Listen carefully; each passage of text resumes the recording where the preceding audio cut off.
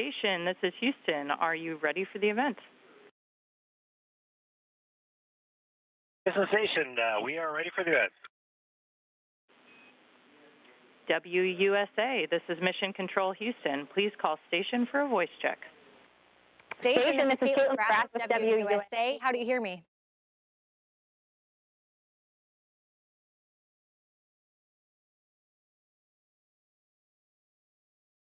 If you guys can hear me, it seems like we might be having a little Hello, we hear you loud audio. and clear. Excellent, excellent. Thank you guys so much, Mike and Jeanette. I appreciate you taking the time to chat with me this morning. Seems like we might have a little bit of a delay, understandably so. So we'll work through that and get right to some questions to be mindful of your time. So Jeanette, we'll start with you. What was it like finally seeing Earth from space after years of all of that training? Well, I could say that it was amazing. You see pictures of it and you dream of it, and you just never know what it's going to be like when you see the real thing, but it's still I was still awestruck to see it. So it's absolutely beautiful to see the Earth from that vantage point, from this vantage point. And Jeanette, talk about how your studies at UMD helped prepare you for this opportunity.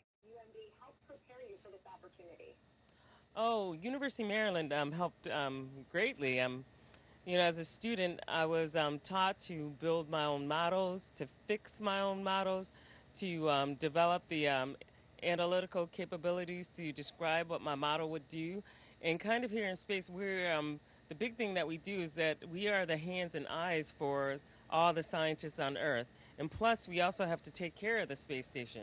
So as a student, we learned all the basic skills that you would need to do that. And, you know, over the years, you continue to hone and sharpen those skills.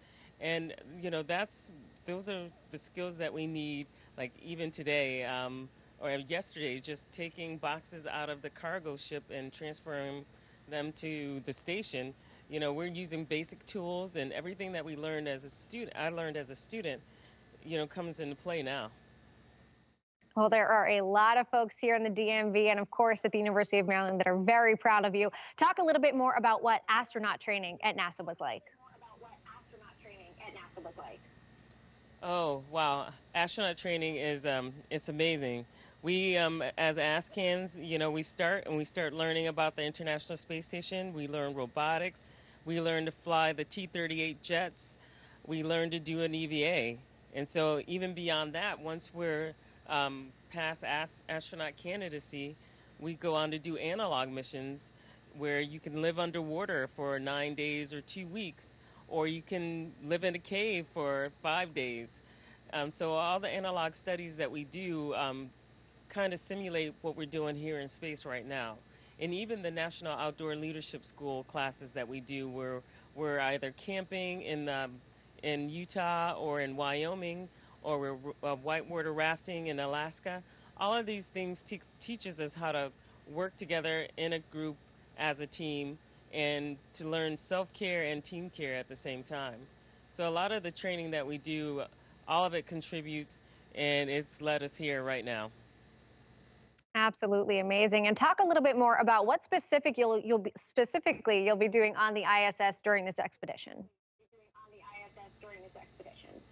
Well, there's many different experiments that'll come along through our increment.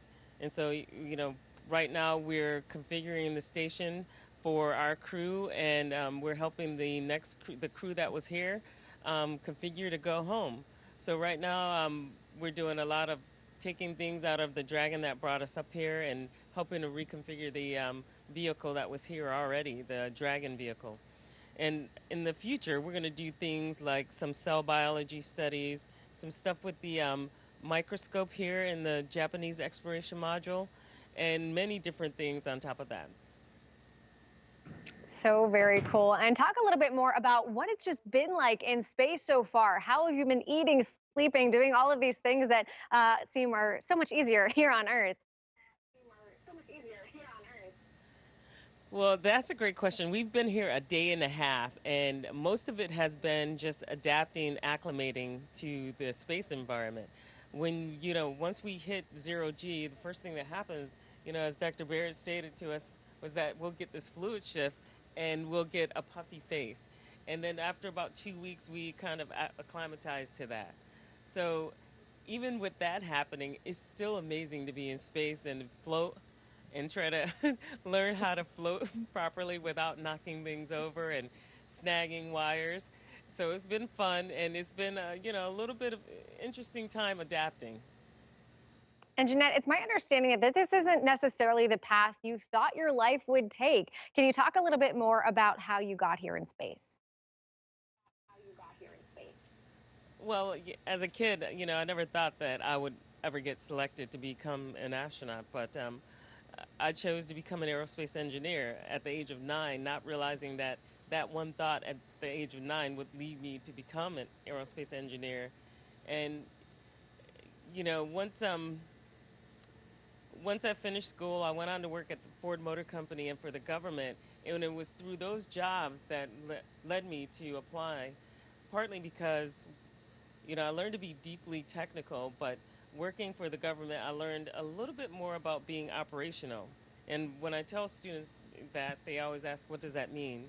Well, as a scientist or an engineer scientist, I could probably help design and develop anything that flies, but I may not be able to fly it. But as an operator, you can fly it, but you may or may not be able to design it. So having those two talents come together to me, was what I thought made a great astronaut. If you can be deeply technical and operational at the same time, and being here on station, I could see where all of that is applicable. So eventually, after having worked for the government for 7 years, I figured that, okay, well, maybe it's time that I apply. And, even though I knew many people who were awesome and great who were applying and they didn't get in, I figured that, that may have been my last chance to apply. So I went ahead and applied. And here I am. Absolutely amazing. And Jeanette, final question. What message do you hope your presence in space tells the next generation that may be watching from here in the DMV and beyond? Well, the big thing that I hope is that, all kids from all countries, everyone sees that this is an opportunity for them to either come to space or contribute in some way to get us further and further into space. So, I believe that as astronauts, we are leaders. We're not leading people, but we're role models, and that makes us leaders. So I hope that students who look like me, or maybe even not look like me, want to follow in my footsteps and potentially come here to the International Space Station or to the moon, or maybe even Mars. Jeanette, you guys absolutely are leaders. Could not agree more. Do we still have Mike there with you? Yes, we do. Mike has been chasing things that are floating away, and he's getting them out of our way. Yeah. As you sometimes have to do in space, I would imagine. Now, Mike, this is not your first time in space. Talk about what it's like time and time again returning to the ISS. Well, it's different every time, I'll tell you that right off the bat. I've been lucky enough to fly on 2 other vehicles before the Dragon, so I have a bit of point of comparison between the Russian Soyuz, my first flight, and the U.S. Space Shuttle, my second flight. Any ride to space is a good ride to space, and the Dragon just is representative of new technology. It's a new generation spaceship that brought me to this same space station as the Soyuz did back in 2009. So that's pretty neat. And as Jeanette was describing, the human body just goes through these changes once it gets back into zero-G. And I just am very fascinated by how those changes take place and how adaptable the human really is, and how we can literally just kind of become three-dimensional creatures again. Whatever your ride to space is your time in zero gravity just reflects how amazing the human body is. It's been very gratifying for me to fly with 3 rookie flyers like Dr. Epps here, and watch them kind of experience it all for the first time too. That's one of the big joys I have. Oh, that's amazing. Well, Mike and Jeanette, I wish we had more time to talk, but I know a lot of folks are looking to speak with you this morning. Thank you both for your time. Good luck, and I look forward to connecting, hopefully once you're back down here on Earth. Great to talk to you.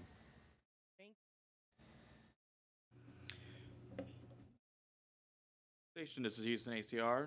That concludes the WUSA portion of the event. Thank you, Mike. You are free to go. Jeanette, please stand by for a voice check from the University of Maryland.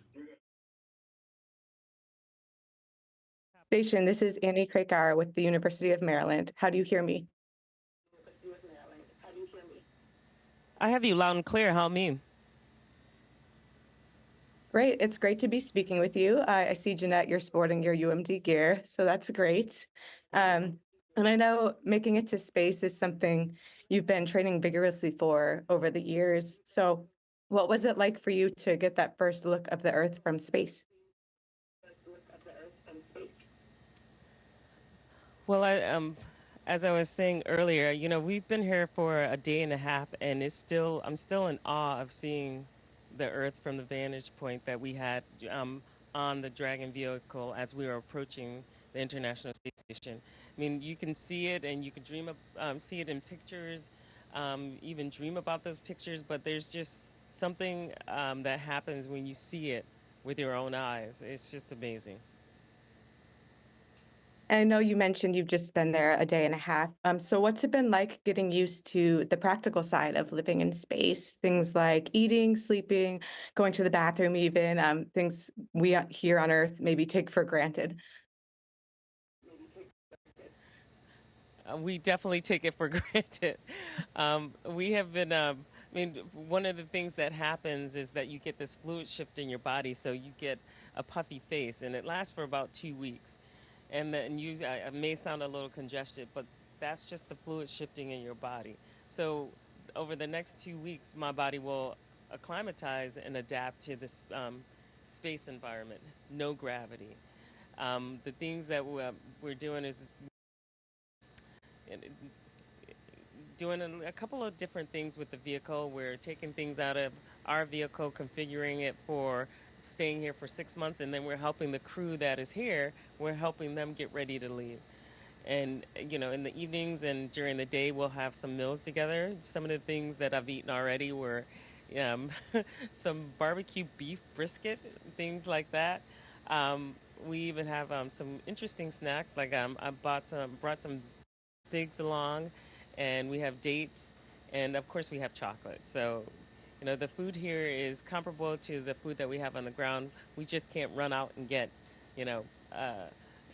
to fast food or even go to a restaurant and get food from there. We just have everything already upmasked for us.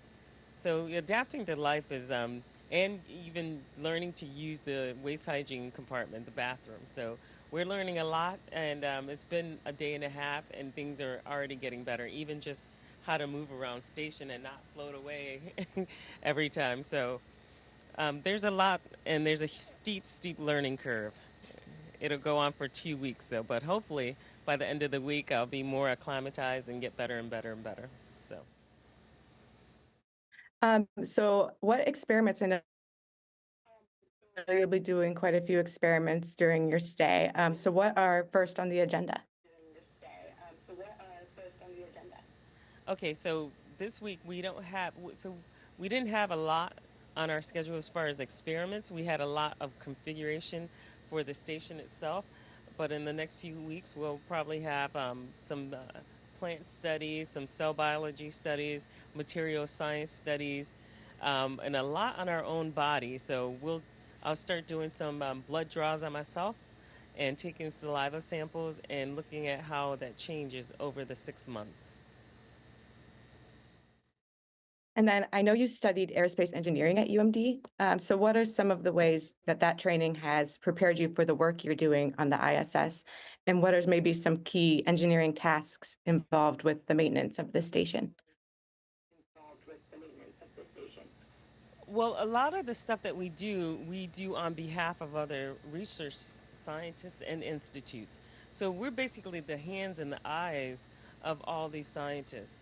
And at University of Maryland, one of the big things that I was taught was how to make my own specimens, samples, and models. So making my own models, you have to learn a ton of different skills. You have to learn how to lay up the composites. You have to learn how to place a strain gauge on it and wire it properly.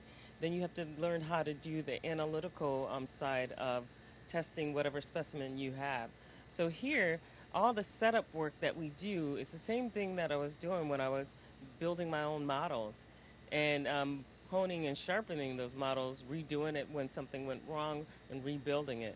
And so here, a lot of the stuff that we do is set up for the research scientists back on Earth. But having the research background can give you a better sense of how things should be, because the scientists on the ground, they have one idea in mind, but as we're putting it together, understanding that will help this experiment go better and better. And I know you just arrived a day and a half ago, as you said, but is there something that sticks out as the best moment so far, or something that's been surprising to you? Can you repeat that again? Just what has been the best experience so far on the station, or anything that's surprised you, maybe? Well, one of the things that it hasn't surprised me, but one of the things that I really enjoy is when we kind of sit around the dinner table and just have a chat. We're heating up our food and getting water and drinks, and we're just kind of having a chat. And it's a really pleasant time where we're just sitting there and kind of taking in everything that's happened and how amazing it is. Well, Jeanette, thank you so much for your time. It was great speaking with you, and good luck with the rest of your mission. And thank you so much. I'll chat with you soon again. Station, this is the Houston ACR. That concludes the event.